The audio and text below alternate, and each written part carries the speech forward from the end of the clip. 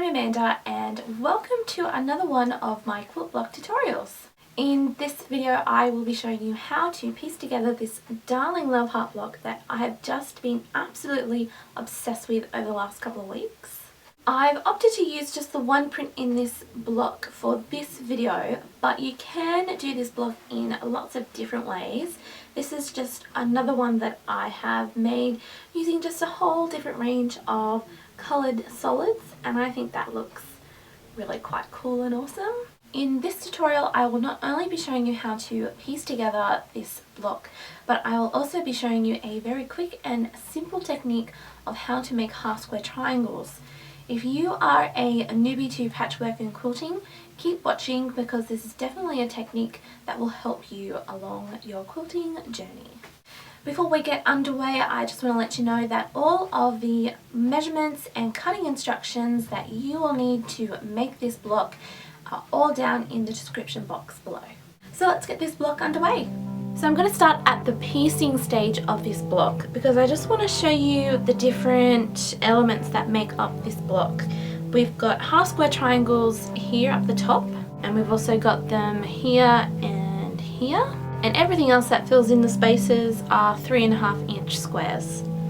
So to make up this block you will need 6 3.5 inch print squares and 2 3.5 inch square plain squares. You will also need 8 3.5 inch half square triangles, which is the first step that I'm going to show you in how to construct this block.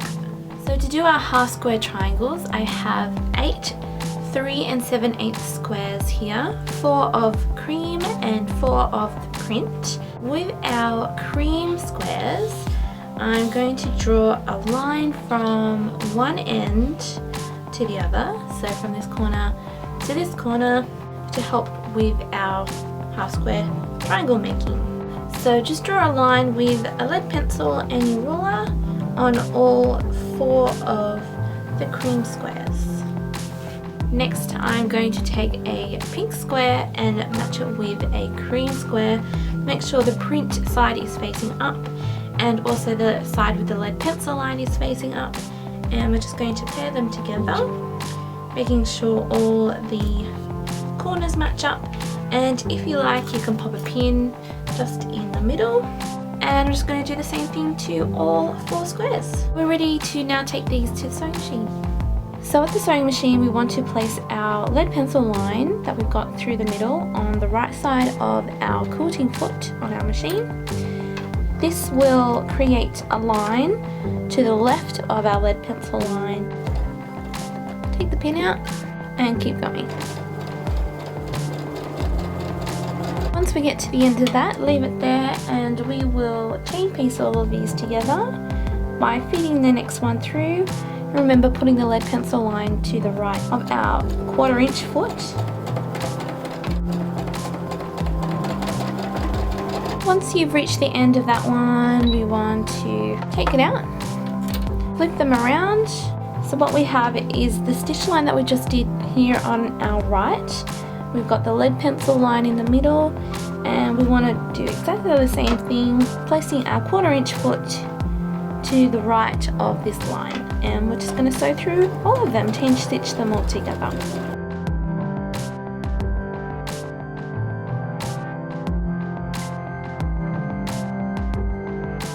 Here are our squares fresh from the sewing machine, and now I'm going to show you how to cut them into half square triangles. First I'm just going to snip the threads that are holding them all together.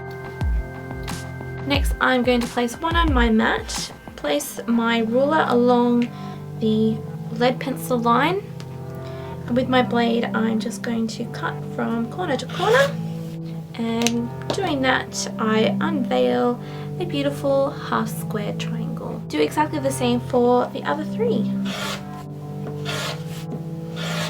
I am now going to take this beautiful pile of half square triangles to the ironing board to press them. So I have a hot steamy iron on the ready, and we're going to press these open to the more darker side fabric.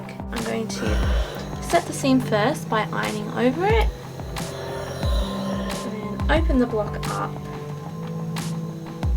and press it. And And to finish these guys off, we're just going to cut off the little dog or bunny ears off the ends.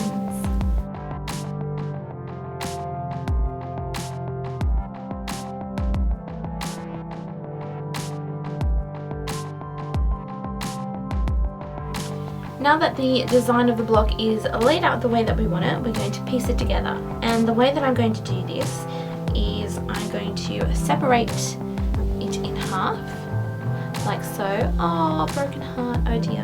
And I'm going to piece them in long rows. So I'm going to flip this piece over, going to square up the edges and pop a pin in it. Now I'm going to pair these two together, square it up and pin it. Do the same to the next one.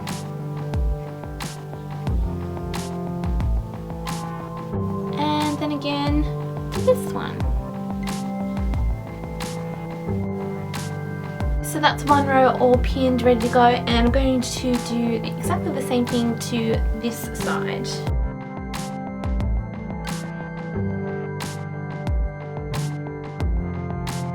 Here are all our units all pinned, and they are ready to be taken to the sewing machine, where I'm going to sew down a 1/4 inch seam on the sides of which they are pinned together, and I'll do that by chain stitching them all at once.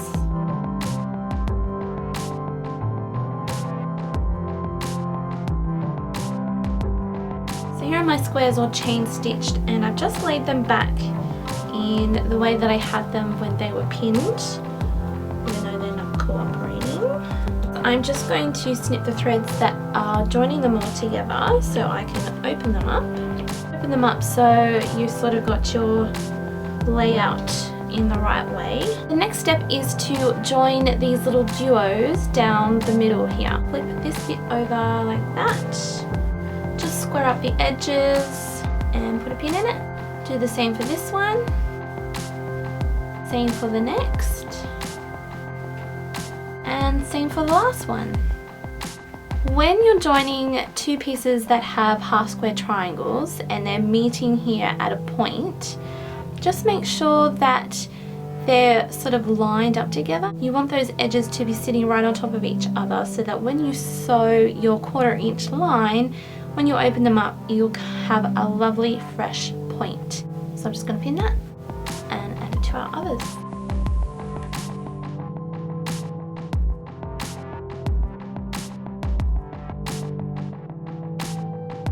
So all of our squares and half square triangles have been sewn into 4 rows, and it's now come to the time where we need to press them. And I just want to talk about the ways we're going to press our seams. The way you want to do it is one row, all the seams need to be facing one way, and then in this row you want all the seams to be facing the opposite way. This is just because we want the seams to nest when we're joining them together, which creates a nice flat block, and it also goes through the sewing machine a lot easier.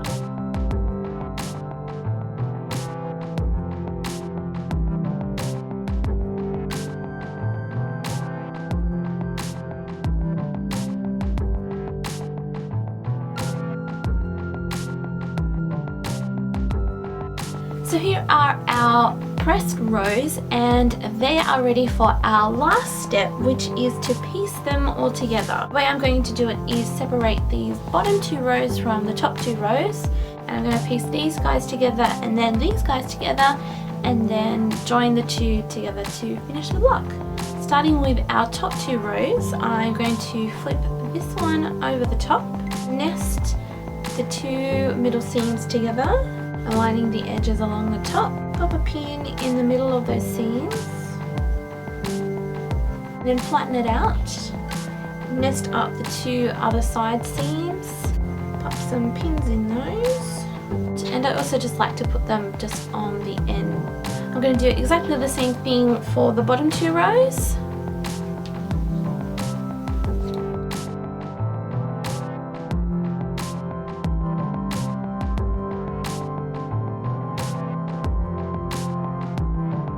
Our top 2 rows and bottom 2 rows are sewn together. Now we need to do the row in the middle to join them.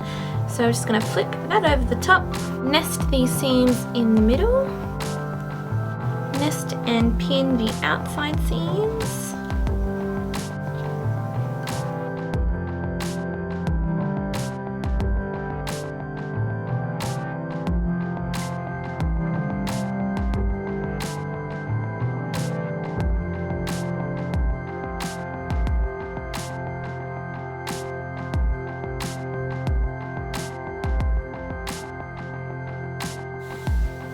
So there we have it. That's how we make the love heart block. I think it is so stylish, so effective, and is one of the most cutest blocks going around. If you would love to see more of my quilting tutorials, click the link that is on the screen right now. It will take you to the playlist of all of the blocks that I have done so far. If you are a keen blog reader, don't forget to check out my blog at 3and3quarters.net. There you'll see galleries of my quilts and my embroideries, links to other videos that I've made, as well as all of the other crafty projects that I like to get stuck into. Thank you so much for watching this video. Click that like button if you enjoyed it, and don't forget to subscribe to see more of my videos in the future, and I hope to see you sometime very, very soon. Bye! I don't know what to say. Showing you how to, damn it, just so that it'd be easier. Oh, where's it gone?